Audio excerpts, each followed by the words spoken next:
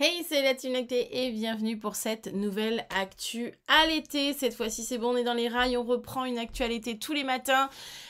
Comme d'habitude, je n'ai absolument pas besoin de vous le dire, c'est évident. Vous vous abonnez, vous enclenchez la petite cloche, vous mettez des écouteurs si vous n'avez pas le temps de regarder ma petite tête toute fraîche de Sharpay du matin. Et puis, on y va. Aujourd'hui, plusieurs choses à vous dire parce que cet article, il vient du site jifa.org. Jifa.org, c'est un site à connaître, c'est un sigle à connaître quand on s'intéresse à l'allaitement.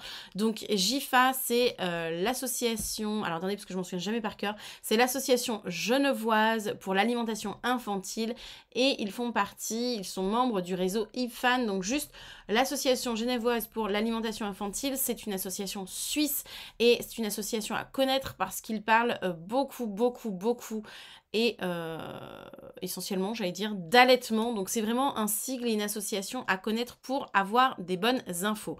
IPFAN, quant à eux, c'est le réseau international des groupes d'action pour l'alimentation infantile.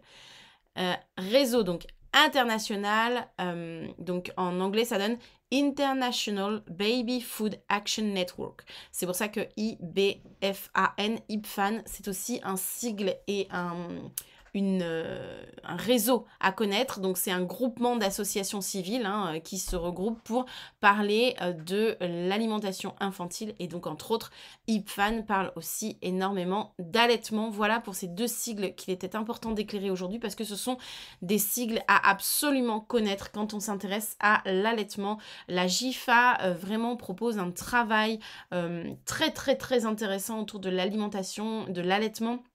Pas que de l'allaitement, mais aussi beaucoup autour de l'allaitement. C'est vraiment une ressource vraiment à connaître. Comme IPFAN d'ailleurs, sont vraiment des ressources à connaître.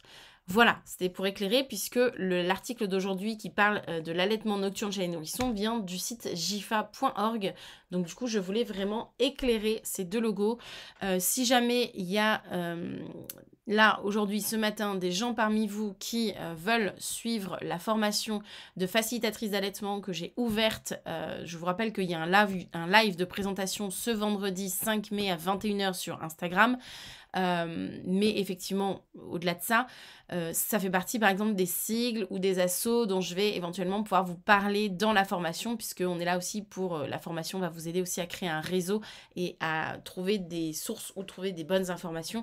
Donc ça, ce sont des sigles dont je peux éventuellement vous parler pendant la formation. Si vous voulez plus d'infos pour la formation, vous me posez vos questions en commentaire ou je vous mettrai un lien dans la barre de description si vous voulez plus d'infos. Alors, gérer l'allaitement nocturne chez des nourrissons. Donc, on y va. Maintenant que j'ai fait cet éclairage, on est parti pour lire cet article.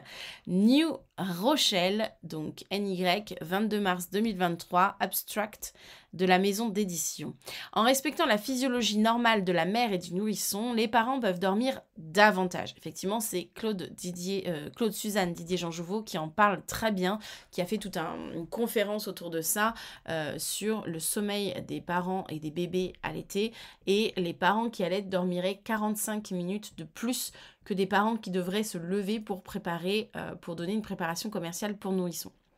L'Academy of Breastfeeding Medicine, ABM, a publié de nouvelles lignes directrices pour aider les parents à gérer l'allaitement nocturne chez les nourrissons. Les nouveaux protocoles cliniques 37 est publié dans la revue à comité de lecture Breastfeeding Medicine. Donc vous voyez pourquoi je vous dis que c'est vraiment des ressources intéressantes, c'est que là par exemple vous avez le lien de l'article en anglais. Après, si vous avez un traducteur ou vous prenez Google Trad, vous pouvez le lire si vous n'êtes pas doué en anglais comme moi.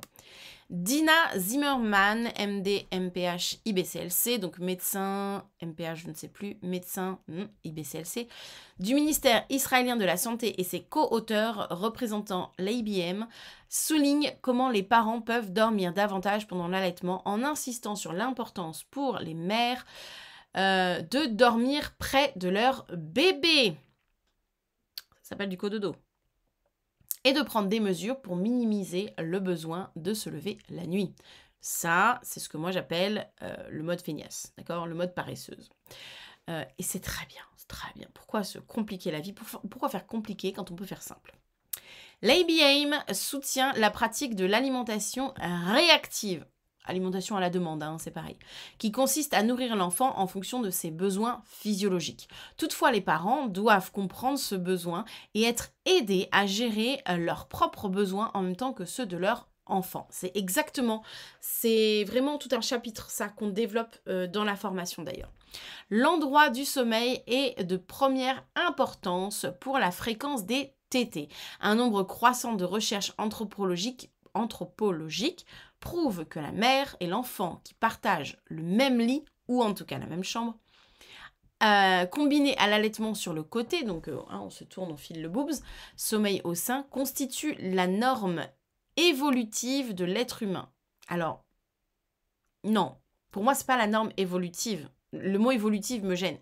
C'est la norme tout court, les gars.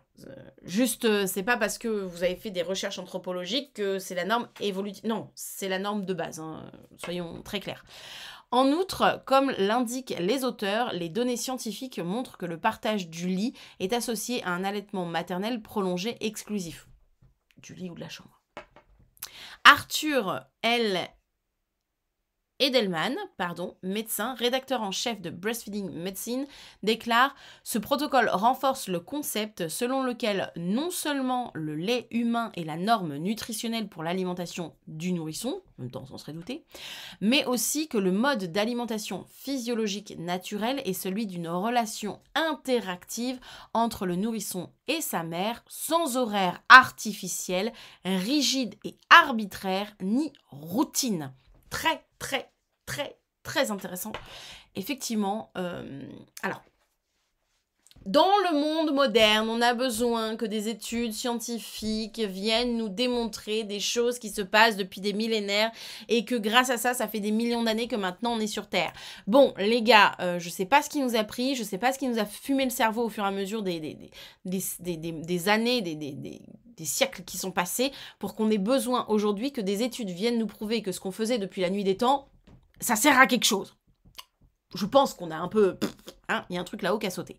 Mais c'est très intéressant parce que le mode d'alimentation physiologique naturelle, donc nourrir au sein, ou donner en tout cas du lait humain, est celui d'une relation interactive entre le nourrisson et sa mère, sans horaire artificiel, effectivement. Le système d'horaire est quelque chose d'artificiel puisque c'est quelque chose que nous avons créé.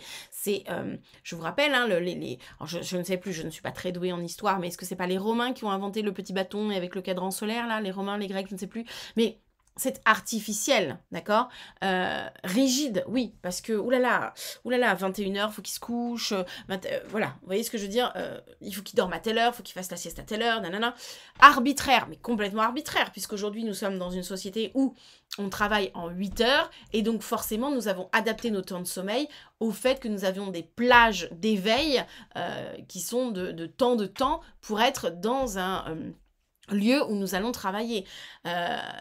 À l'époque, on revient très en arrière, j'en parle dans la capsule lactée que je vais mettre en ligne sur le sommeil et l'allaitement. Le sommeil a vraiment été quelque chose d'évolutif. Avant l'ère industrielle, on n'avait pas du tout le même sommeil qu'on a depuis l'ère industrielle, ou la même répartition de sommeil que l'on a depuis l'ère industrielle. Les capsules lactées, c'est quelque chose que vous retrouvez sur l'application À Pas de Mots Allaitement, d'ailleurs j'y pense, c'est quelque chose que vous retrouvez sur l'application À Pas de Mots Allaitement si vous avez votre pass VIP, Very Important Parents, s'il te plaît. Vous avez accès à plein d'outils et entre autres des mini-formations, des modules complémentaires d'ailleurs, pour ceux qui suivent la formation de manière générale, la grosse formation de facilitatrice d'allaitement. Vous pouvez aussi consulter ces modules-là parce que ça vous donne des modules supplémentaires, vous pour la formation continue et pour ceux qui veulent juste être sur l'application, nous rejoindre, vraiment rejoindre un village de parents, vous avez des mini-formations sur certaines thématiques. Et du coup, c'est vraiment quelque chose que je dépiote dans le module allaitement et sommeil, cette évolution comme ça de la mise en place d'un sommeil qui n'est pas du tout... Avant, on dormait en découpé, par exemple. On commençait une partie de la nuit, on se réveillait 2-3 heures au milieu de la nuit, on faisait sa vie, on jouait, on priait, voilà, on faisait un truc, et puis on allait se recoucher, quoi. C'était on ne peut plus...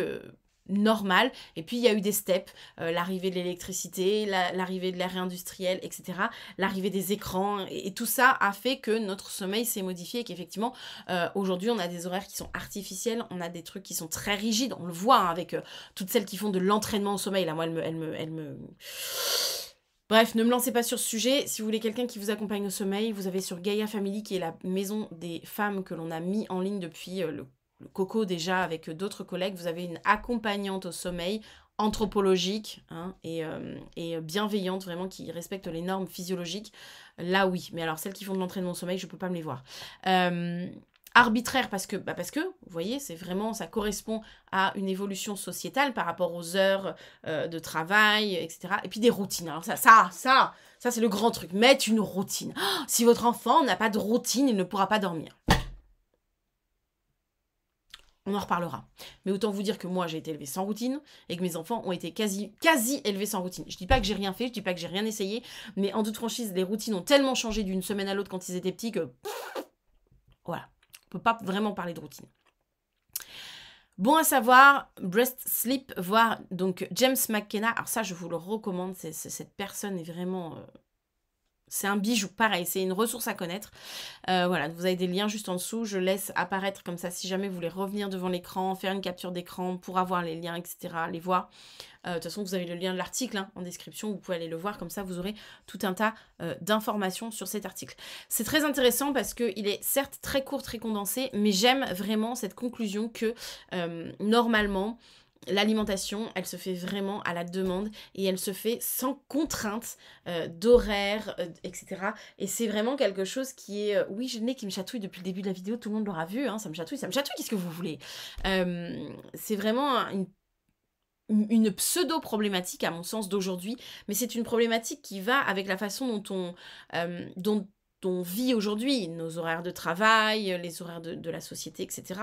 Mais vous voyez que ce monde qui a évolué et qui est rythmé de la façon dont il est rythmé aujourd'hui n'est pas du tout en adéquation avec en réalité des rythmes physiologiques, des rythmes archaïques, des rythmes biochimiques naturellement programmés dans le corps.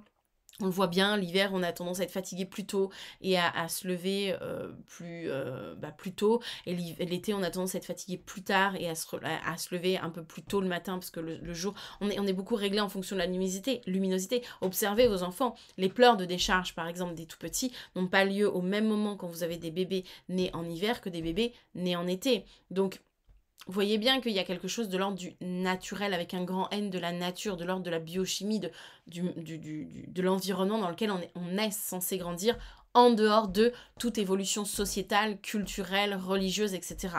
Donc, je trouve intéressant que finalement une étude se penche là-dessus et vienne remettre ça en lumière. Je pense qu'il faudrait que ce soit beaucoup plus mis en avant, parce que ça permettrait de dédramatiser beaucoup de situations et d'apaiser beaucoup de parents qui se prennent énormément la tête avec ce sujet.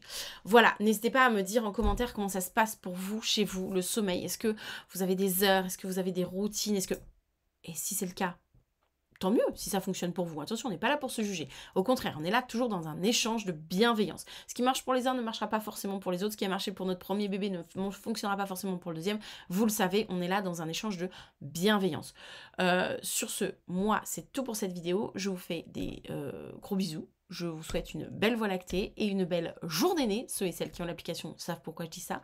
Et puis, je vous dis tout simplement, à demain pour une prochaine actualité. Allez, ciao!